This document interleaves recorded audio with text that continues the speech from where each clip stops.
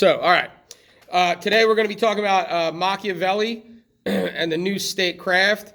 Really cool name, Machiavelli. If you ever heard of Tupac, right, the rapper, he released an album under this alias Machiavelli. So he at least knew the name Machiavelli. I'm not sure how much he knew about Machiavelli, but I think he understood a little bit of the concepts behind the man Machiavelli. So in politics, and again, you can be underlining things as what I tell you to underline, those kind of things. In politics, Italians loved power. All right, there was this concept of power. Obviously, we have people that love power today, right?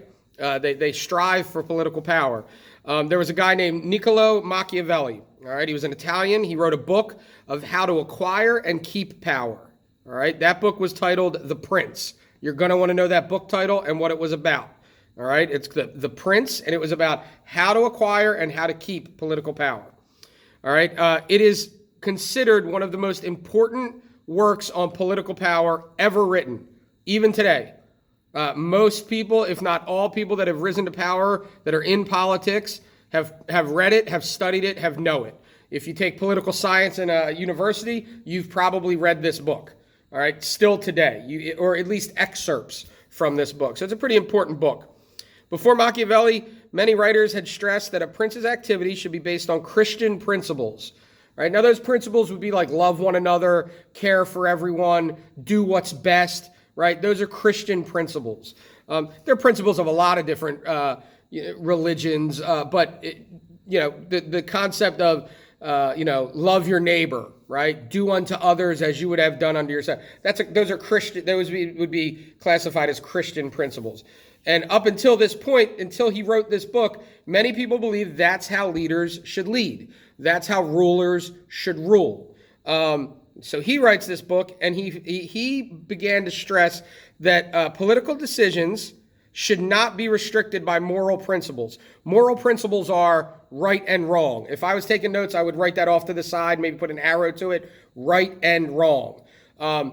So he believed that making a political decision should not necessarily be boxed in by, well, what's right and wrong, but what is going to keep my power and keep my people safe. Does that make sense? All right, so sometimes he would argue that decision on face would be immoral. I'll explain, okay? If we understand morals to be, kind of right and wrong things. He believed that human beings were basically self-centered and that a prince or a leader should take that into consideration at all times. That people will always be looking out for their self-interests. All right? According to Machiavelli, a prince acts on behalf of the state, meaning the country as a whole or the state as a whole that he controls, not the individual. Okay? So, think about the president. When the president has to make a decision, should he be thinking about only his family? No, right? If he was only thinking about his family or his friends, he'd be a bad president. She would be a bad president. You can't think that way. His attitude is you have to be thinking about what keeps your state in power and your state safe. Okay? So he believed that this is very important. You should underline it, highlight it, star it, that you should be willing to act against your conscience if necessary. Think about that. What's your conscience? Does anybody know what your conscience is? Anyone? Your conscience is like a thing that's inside of you that's telling you to do something. Okay. It's usually telling you what? That's a great beginning to the answer. What's it normally telling you? Is it like, hey, it's cold outside? It's telling you good answers, you should listen to it. Yeah, right. It's telling you I always imagine there were these old shows where, and Miss Searles will probably remember this, I'm dating myself and her a little bit. They probably do it a little bit now, but where somebody would be making a decision and an angel would pop up on one shoulder and a devil would pop up on the other, right? And they'd be like, you shouldn't do that. It's bad. And the devil would go, do it. Yeah, it's fun, right? And it would be this back and forth argument. And then the person has to make a decision. What Machiavelli is saying is your conscience is most likely, as a politician, as a political power person, going to tell you, oh, that decision is bad. It could hurt people. It might. But if it's the best for the whole, you have to do it. Do you understand that? right? So here's the way I think of it, and I'm going to give you a really good example of it. Have we all heard of President Obama? Right? Anybody not heard of President Obama? I hope we have, right? How about President Clinton? A little before President Obama, but you probably at least heard not his wife who ran for office, but President Clinton, all right? He was president. Okay.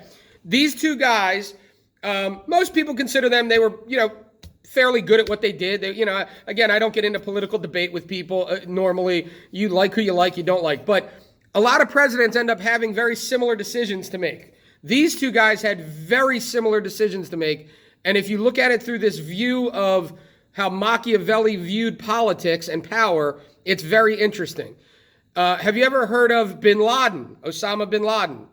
All right, you might not have heard of him. He's a little bit, he orchestrated 9/11. You've probably heard of 9/11, right? He was a major terrorist, okay? He was a terrorist long before 9/11, okay? And during President Clinton's time, he was one of America's most wanted, one of the world's most wanted criminals in the world. There was this one night where the president got a phone call where he had to make the decision. Bin Laden was wanted dead or alive. Dead or alive. He's that bad of a person at the time. He gets a phone call and he's told President Clinton, we know where Osama bin Laden is. We can take him out. What is your decision? Because it is the president's job to make those kind of final calls. They have a lot of hard decisions to make. So he asked this question, will there be casualties, civilian casualties, meaning regular people? Does that make sense? Okay. The answer was yes. There was a party. There's a possibility that regular people would be taken out. President Clinton decided to not have him killed that night. Now, not a bad decision, right? He didn't want regular everyday people to get killed. Does that make sense? That was his conscience telling him, hey, don't do that. Fast forward, 9/11 happens. So President Clinton doesn't make the decision to kill to kill Osama bin Laden, and then he orchestrates 9/11, killing thousands of people. Do we see that happening? Now, was that Clinton's fault? No. But if he would have taken him out, maybe that doesn't happen. Fast forward to President Obama. The same question is asked of him. Exact same question. Hey, President, we have the opportunity to take out Osama. We know where he's at. He asks the same question. Will there be normal, regular everyday civilian casualties? The answer is fairly similar. Not exactly the same, but fairly similar. Yes, there are a few that we know of in the compound with him that could be killed. He takes everything into consideration and he says, go get them. His mentality was working against his conscience. Is that to say that President Obama was a bad man? No. That was to say he made a decision based in what Machiavelli would tell him to do, which is what? Maintain political power and protect your state. Do you understand that? Do you see the massive difference there? Does that make sense? Does that not make sense to anybody? It's very important. You're going to have an essay on this. So I want to make sure you understand. Again, you can go back and watch the video. You can go back and highlight again. You can listen. But that's the crux of this. You've got to make a decision based against your morals. I joke when I have people in class, but if you ever want to see how hard it is to make the decisions that presidents make and people in power, go look at a picture of President Obama when he went into office, right? And then look at a picture when he left office 8 years later. He looks like he aged about 100 years. Because of the stress of making those kind of decisions. Does that make sense? All right. I used to have, nice brown hair, right? It's now gray and all because I make stressful decisions. Nothing based on what a political power type person has to make. Got it? Simple, right? Anybody not understand? Some sort of a response? Nothing. Awesome. I'm going to keep going. Or else I'll get depressed. I have no feedback here. All right, here we go. Thank you, Miss Searles. At least somebody's listening. All right. So Renaissance society. We're going to keep moving on. In that first paragraph on the Renaissance society, you're going to see it talking about nobles. All right, it's talking about nobles. Those are the people in power. Not many. They were rich. Not many of them were left at the time.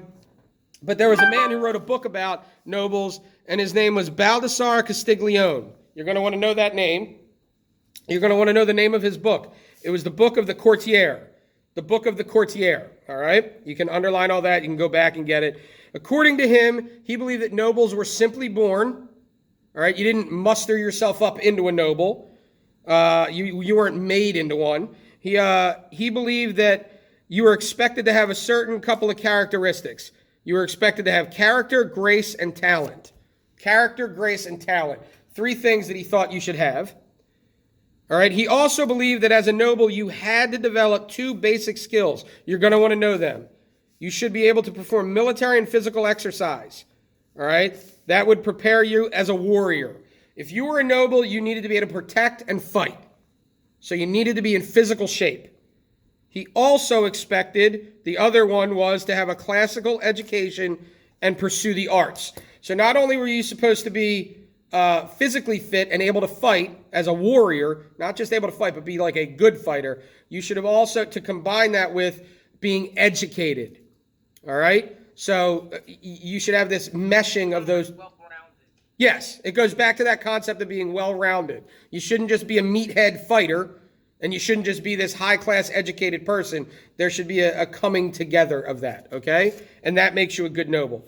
The next paragraph is for you guys. I want you to go back and highlight, and that's about peasants. So when you get off with me, I want you to go back and highlight that, all right? Very simple. It's just talking about all the other groups in society. It's your job to highlight that. Make sure you understand it. It's not real difficult, all right? I'm not gonna bore you with going through all of that. A lot of poor people. Just break it down and figure out how that broke down. And the last paragraph in the notes is about family. All right, family was important in Renaissance Italy. If you know any Italian families, family's pretty important today in Italian families, all right? My dad always tells me, family's all you got. Family is the most important thing. Even if you don't get along with your sister, you got to love her. You got to be there, right? It's this mentality of family takes care of family. That still exists today in Italian culture. But I'm going to tell you a couple of key things in that time period that really stuck out. During Renaissance Italy, parents arranged marriages, all right? They arranged these marriages to strengthen businesses or family ties. So today, you get married because you what? Why do you get married to somebody? Nobody knows. We don't know why we get married. Go ahead, Aiden. Because you love them. That's right. We love the person. We want to marry them. Oh, they're so beautiful. Oh, we love them. And we get married to them. Now, other positives come from that, but we don't base it on this. They based it on we wanted a better business so the 2 dads would figure out what, my son marrying your daughter makes us stronger as families. That's basically what it came down to. Do we understand that? All right. Arranged marriages are not only in this culture. There are a lot of cultures that use arranged marriages, and arranged marriages, statistics show, in those cultures last longer than marrying for feelings, let's say. All right. So it's interesting. So a marriage contract was then sealed between the 2 families. How they sealed that was, if you keep looking, was a dowry. A dowry was in your outline that you guys did. If you did it, it still do. It was money, a certain amount of money or possessions that were given by the wife's family to the husband. Do we understand that? The wife's family gave money or gifts to the husband as a way of saying, it's now your job to take care of my daughter. It's now your job to move forward, and we're going to set you up to be strong and do that. Make sense? All right, pretty simple. The father in Italian culture, Italian families at the time, was the center of everything. All right? He gave the family name. You can underline all these things. He managed finances. He made all decisions that affected the children's lives. The mother's main role was taking care of the household. All right, a father had authority over his children. This is always an interesting one. Until he died or he freed freed his children. So his children were basically locked to him. When you hear the words freed, that's a pretty substantial word, correct? Right? And the way he would do this was he would go before a judge and say, my children are now no longer under my authority. They are their own people. Does that make sense? But most of the time it was when the dad died, right? If they married off the daughter, then the daughter obviously was on her own. But most of the time the children stuck around for a long time, all right? The age of adulthood was anywhere from early teens to late 20s. So that's kind of the, if a girl got married young, you're married off, you're an adult now. I don't have any authority over you. You're now with your husband. If it was a son, they would probably keep them around a little bit longer to keep the business going and that kind of stuff. Make sense? Perfect. All right. So your job, I'm going to stop the notes. Your job